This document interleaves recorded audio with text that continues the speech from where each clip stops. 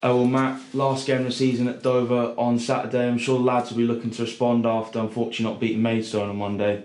Yeah, it's obviously disappointing to concede a late goal in our last home game of the season. So we wanted to go out with a win in front of our home fans on the last home game, but unfortunately it wasn't to be. But hopefully we can, for those who travel down on Saturday, and put a good performance in and get a result away at Dover. I must have been pleased with the way that we responded after going down to 10 men, because some teams would have crumbled after that. We actually went back in front and had some good chances actually to win the match. Yeah, so sort of tweaked the shape a couple of times and worked our way back into the game, passed the ball quite well, and a very good goal, great ball by Nez, great finish by Brett, and as I say, I thought we deservedly took the lead, even with 10 men, and it was just a bit of a sucker punch at the end.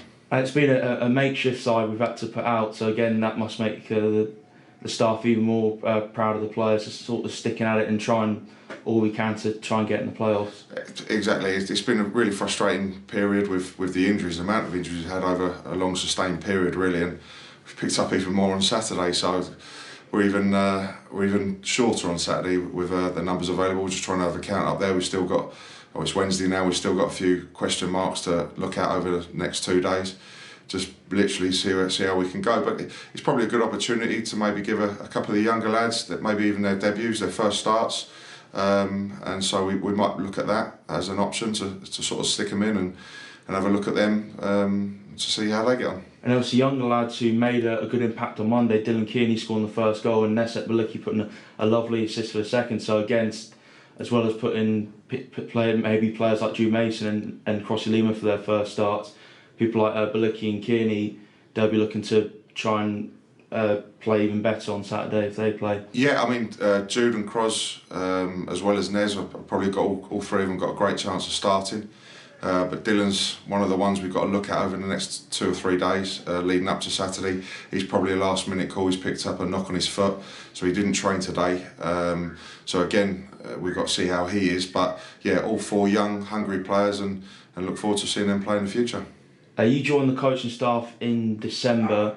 How have you found being part of Sutton this season? Obviously now season's come to an end. Yeah, I obviously came in, we were just outside the playoffs for my first game at Halifax, and obviously got off to a good start in around January, and things look really positive. But with the injuries and a few different factors, a lack of goals really, and a few poor results have sort of cost us in the end. But as you say, the character, and we've kept going, and we've shown even to the last home game there on Saturday, we showed good attitude, and we've kept plugging away, and hopefully we can do the same on Saturday. And lastly, it was announced on Monday that Paul Ross will be stepping down as Sutton United manager after 11 fantastic years.